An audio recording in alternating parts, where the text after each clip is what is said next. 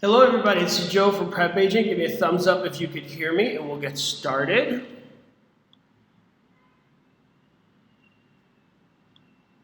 Let's see if everybody's good to go.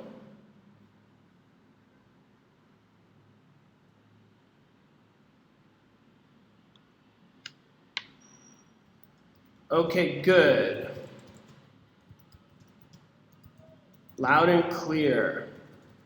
Excellent. Sorry about the delay, guys. We had a little technical issue, but it looks like we're well underway at this point. So today is Monday. We just finished that 4th of July weekend. I hope you guys had a good weekend. Maybe some of you guys just celebrated on July 4th. Maybe some of you guys took it all throughout the weekend. So I hope it all went well. Oh, I sound like I'm in a tunnel, an echo. I'm going to change locations. 1 second. Thank you, Anne, for that feedback. I will change.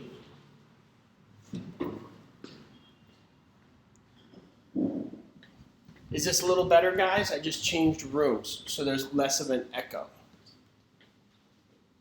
What do you guys think? Is this a little better?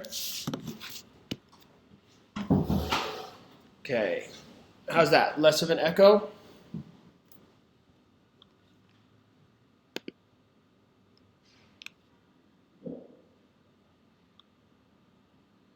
Okay, good.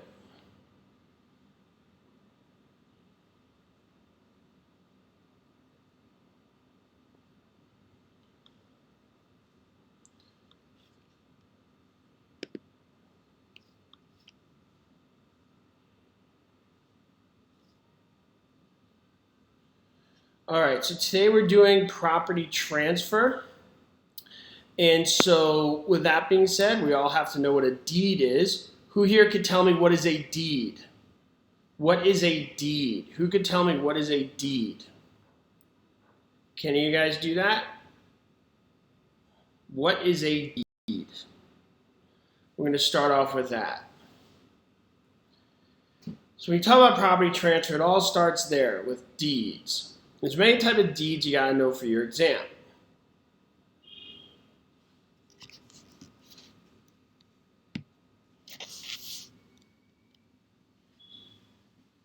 Okay, so evidence of a transfer is what a deed is. Evidence of a transfer. That's what a deed is. Good. Kind of like a receipt.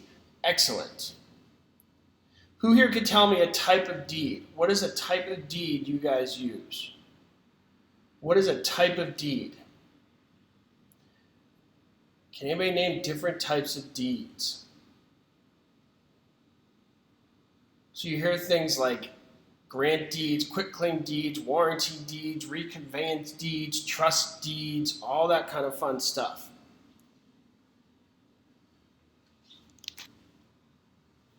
So let's start with that. You guys see quitclaim deed. A lot of you guys wrote quitclaim deed on the board. That's the most simple one, so we'll begin with that.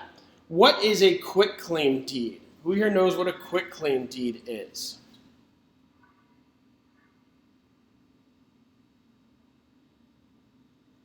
So a quitclaim deed is when you transfer the property and it has no express or implied warranties. What does that mean to you guys? No expressed or implied warranties. So basically that just means what you see is what you get. What you see is what you get. It's good for immediate transfer of the property. What are some scenarios where you would use a quitclaim deed?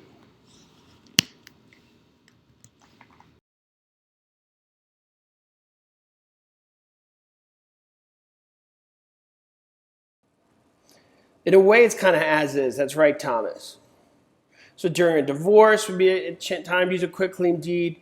Transferring from a father to a son would be a good time to use a quitclaim deed. Basically, the easy way to remember this, guys, is no money is transferred. There's not really money being transferred. You're basically just signing over the ownership to the other person. Okay?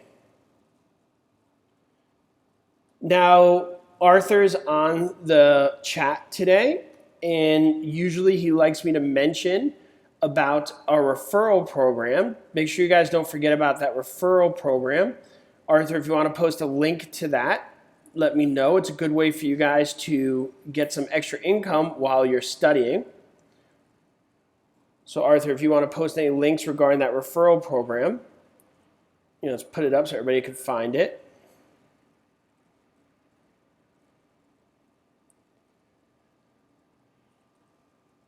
Ooh, Monica just received her gift card from Amazon. I hope you buy something fun. We all love Amazon. It's good stuff. Okay, so you got that quick claim deed, which is immediate transfer.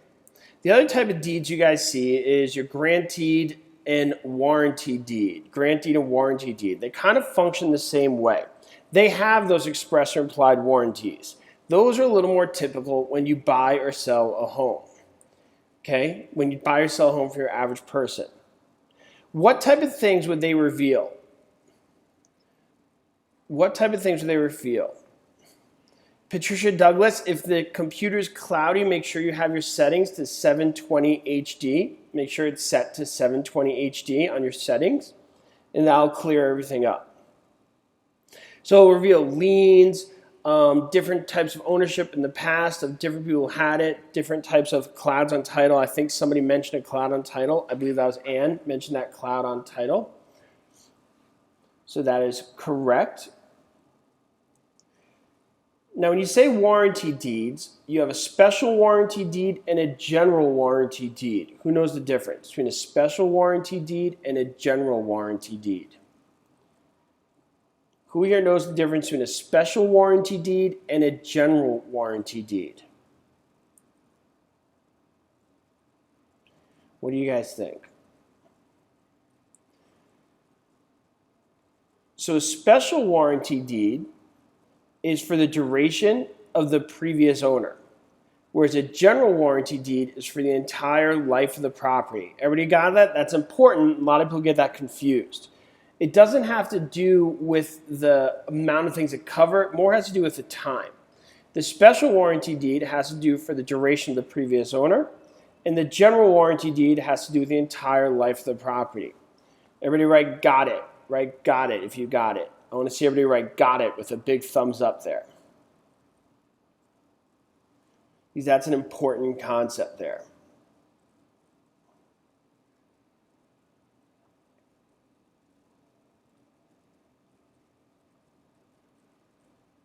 Okay. Let's do some questions that are on the board.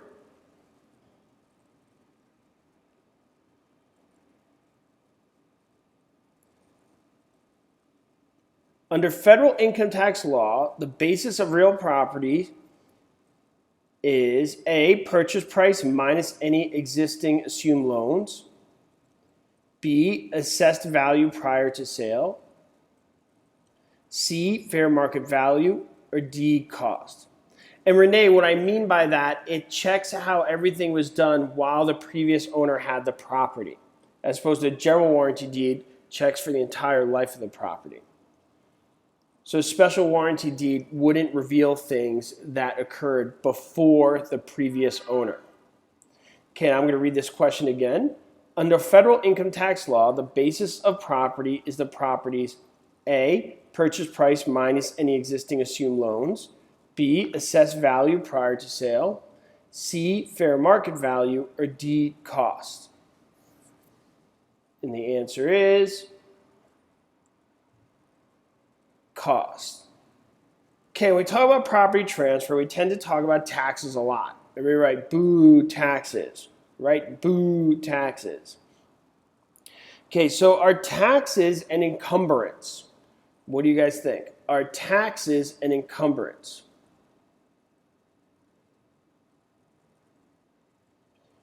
Are taxes an encumbrance?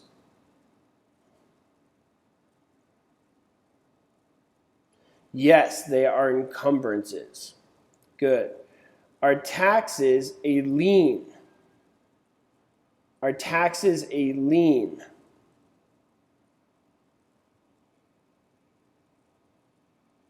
Okay, yes. Are all encumbrances liens? Are all encumbrances liens?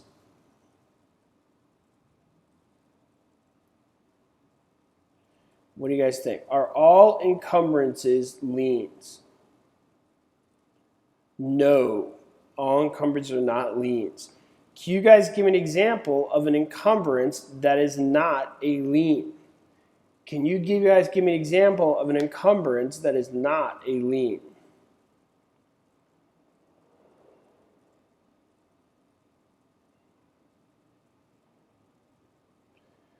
An easement would be an example of an encumbrance that is not a lien. Good. An easement would be an example of an encumbrance that is not a lien. Good job, everybody. Taxes are a lien, as we just discussed. But my question to you, are they a general lien or a specific lien? Are they a general lien or a specific lien?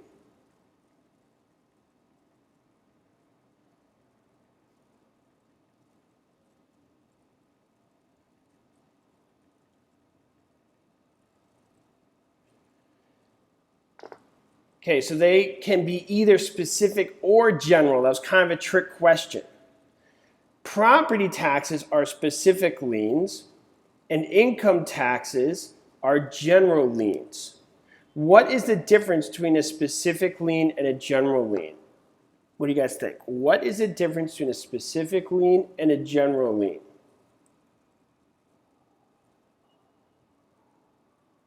What do you guys think? What's the difference between a specific lien and a general lien? A specific lien means if you don't pay, they take one item specifically, like your house. If you don't pay a general lien, then they could take everything. So it's the case with income taxes and judgment liens, things of that nature. Has everybody got that? Okay, so we're constantly working to improve our products, and we had an idea of what we'd like to do. So as many of you guys have seen, you've seen our concept videos. Have anybody of you guys watched our concept videos? And what I mean by those are short videos that explain certain concepts like liens and easements and the things we're discussing today. Have you guys seen those videos? Who's seen those videos, or short concept videos? They're like our 5-minute and under videos.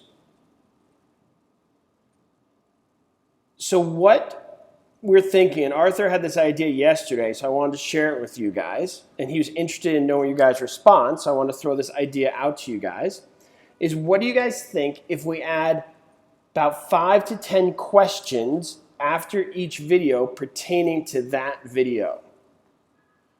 So he had this idea of remaking the videos and then including 5 to 10 questions about that video. Do you guys like that idea or not? So we can include the questions, then also include the transcript of that video all on one page of our website. So the YouTube, you guys see videos, but if we put it on our site, we could have the video, the transcript, so you could read what's being said, and then 5 to 10 questions that pertain to that video. You guys like that? All right, Arthur, looks like your idea is a winner. Everybody write good idea, Arthur. Give Arthur a high five. That was his idea. So, as we said, we're always trying to improve things. And we have the question of the day. We had these webinars a while ago. We didn't do these webinars, and these have gone really well. So it feels like every few months we're coming up with a new idea. If you guys watch what we were doing 3 years ago, a lot has come up. Oh, Arthur says, Arthur, you're so awesome. Well played, sir.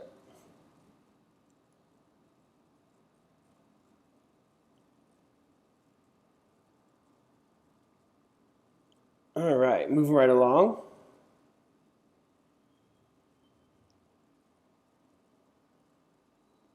In order for an agreement to transfer real property to be binding, the buyer and seller must A, contain acknowledgement, B, be recorded, C, contain an offer and acceptance, or D, be typed. And I'll read it again.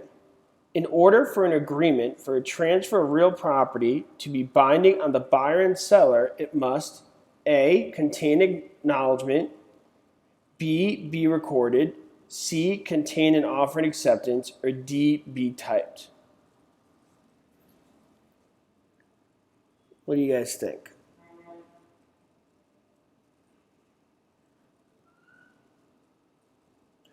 And the answer is C, contain an offer and acceptance.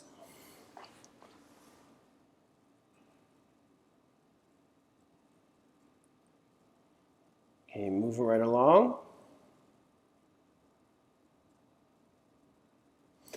The marginal tax rate is defined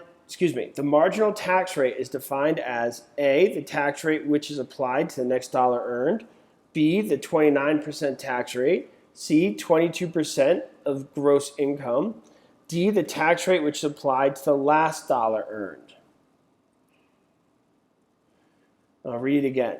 The marginal tax rate is defined as A, the tax rate which is applied to the next dollar earned, B, the 29% tax rate, C, 22% of the gross income, or D, the tax rate which is applied to the last dollar earned.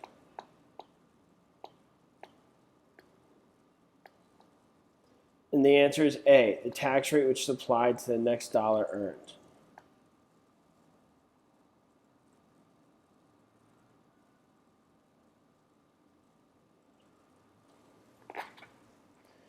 Ooh, a word problem. Who hates reading? Yuck, reading. Gross. Ugh.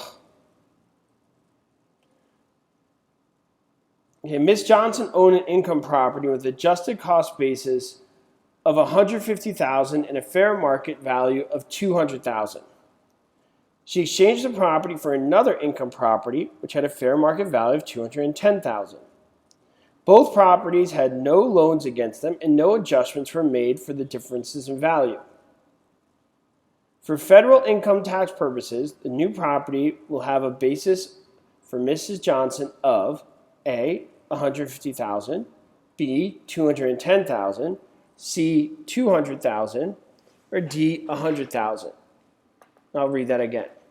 Mrs. Johnson owned an income property and adjusted cost basis of $150,000 and a fair market value of $200,000. She exchanged the property for another income property which had a fair market value of $210,000. Both properties have had no loans against them and no adjustments were made for the difference in value. For income tax purposes, the new property will have a basis for Mrs. Johnson of A, $150,000, B, $210,000, C, $200,000, or D, $100,000. Okay, and this is not a math problem. I know it has numbers in it, but it's not actually a math problem. The answer is $150,000. All you have to know here is that the basis of the old property is now the basis of the new property. That's it. This is not a math problem.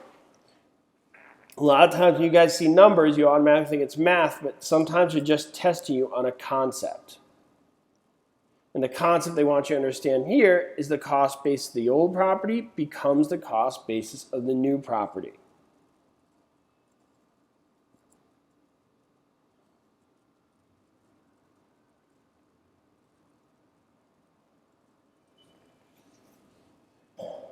When the owner of a property believes that her property has been overassessed by the county assessor, and if an appeal to the assessor's office has been denied, she should contact the A, Assessment Appeals Board, B, County Tax Collector's Office, C, County Board of Supervisors, or D, State Controller's Office. And I'll read it again. When the owner of a property believes that her property has been overassessed by the county assessors, and if an appeal to the assessor's office has been denied, she should contact the A, Assessment Appeals Board, B, County Tax Collector's Office, C, County Board of Supervisors, or D, State Controller's Office.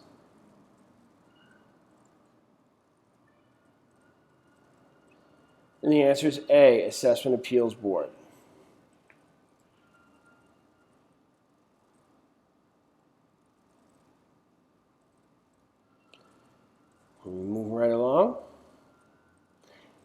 If this is going too fast for you guys, I want you guys to remember you can watch this whole thing through your control panel as all these webinars are recorded. And then you could pause it and watch it at your own speed and kind of review questions or investigate them as you're looking. So don't forget, you guys have access to all these recordings.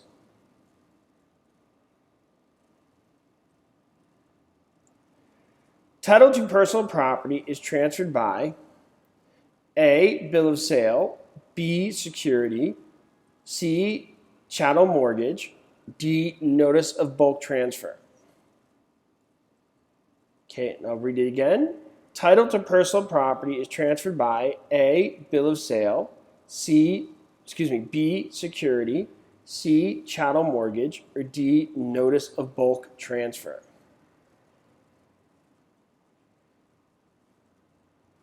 Okay, and the answer is bill of sale. Good. Bill of sale. What would you use if it's real property? So personal property, use a bill of sale. What would you use if it's real property? What do you guys think? What would you use if it's real property?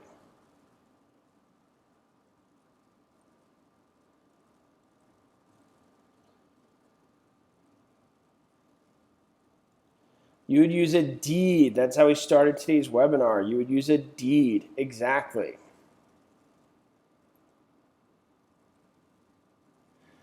What is the meaning of a quiet title action? A court action to remove a cloud on the title. B, purchasing property through a dummy transaction. C, foreclosure action. Or D, an action to quiet a noisy tenant. What is the meaning of a quiet title action? A court action to remove a cloud on the title. B, purchasing property through a dummy transaction. C, foreclosure action. Or D, an action to quiet a noisy tenant.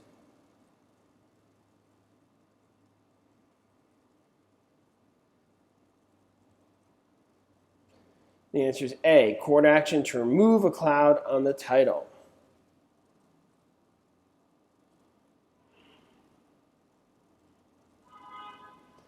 So tomorrow's webinar, in case you guys are wondering, is at 4 o'clock California time, 7 o'clock East Coast time. And then Wednesday, we're going to do it at this time again, which would be 10 o'clock California time, 1 o'clock East Coast time.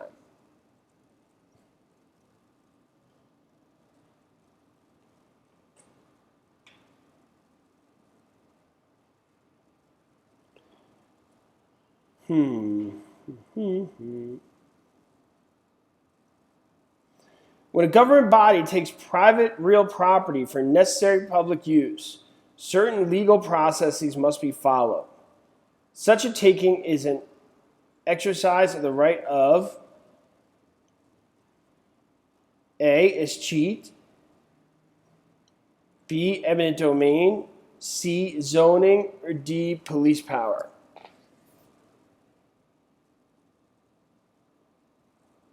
Okay, so when a governmental body takes private real property for necessary public use, certain legal processes must be followed. Such a taking is an exercise of the right of A, escheat, B, eminent domain, C, zoning, or D, police power.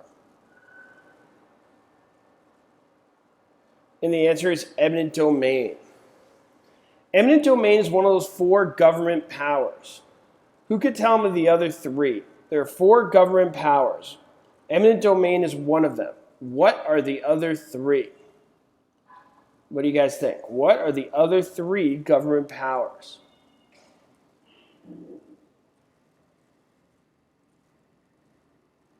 So eminent domain is 1. What are the other 3? So remember the acronym PEAT. That's right, Martina. So the other 3 would be police power, taxation, and escheat. So the 4 government powers, if you don't know this, you want to write this down, are police power, eminent domain, taxation, and escheat. Police power, eminent domain, taxation, and escheat. What is the difference between police power and eminent domain? Who knows? What is the difference between police power and eminent domain? What do you guys think? What is the difference between police power and eminent domain?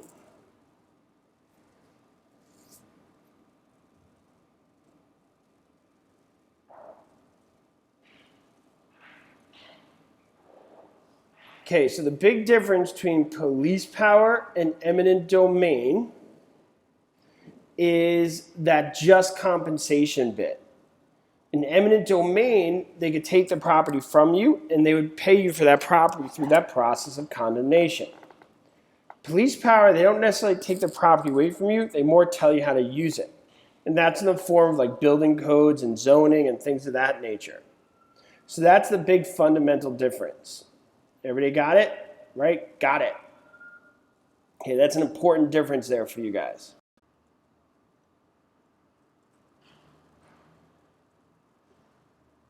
Okay, I'm back. So guys, if I cut out for any reason, just give me a minute and then just refresh your page and then everything will be fine.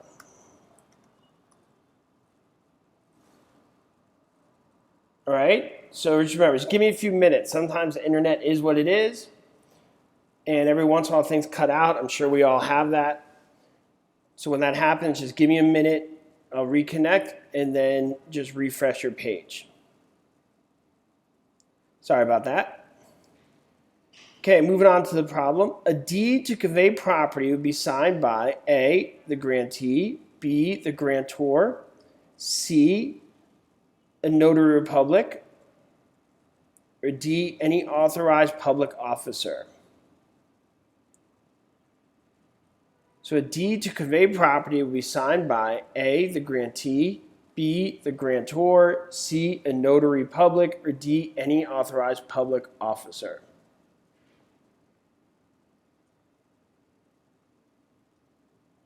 And the answer is B, the grantor. That is right. That OREE rule, you guys got to remember it. Who knows the OREE rule? Does everybody know that OREE rule?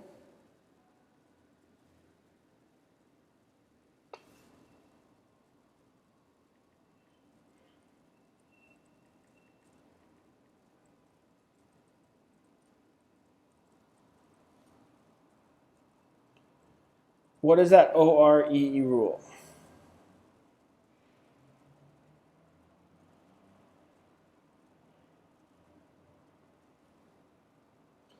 Okay, lessor, vendor, grantor, optioner, the giver, the proprietor. Lessee, vendee, grantee gives me property. Remember, EE receives, OR is the giver. OR gives, EE receives. Good. Important rule. It's a suffix.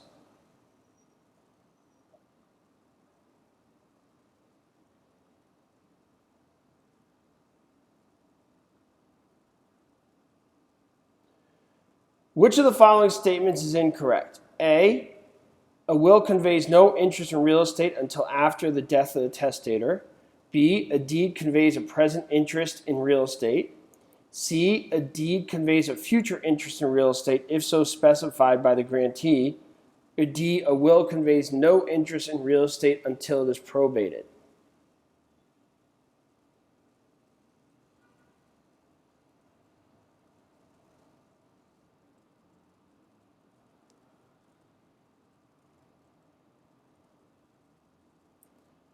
What do you guys think?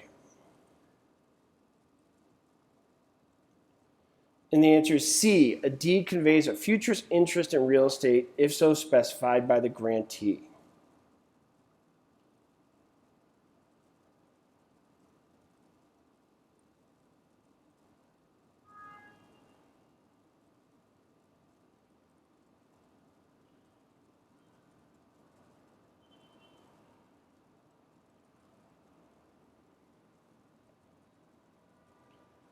Okay, title to real property is conveyed by deed when A, signed by the grantor, B, delivered to and accepted by the grantee, C, signed by the grantee and delivered to the grantor, or D, recorded by the grantee.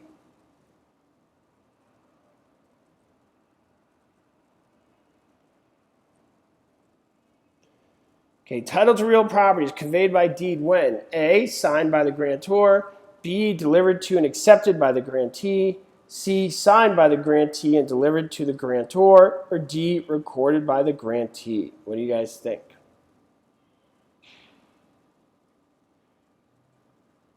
And the answer is B, delivered to and accepted by the grantee.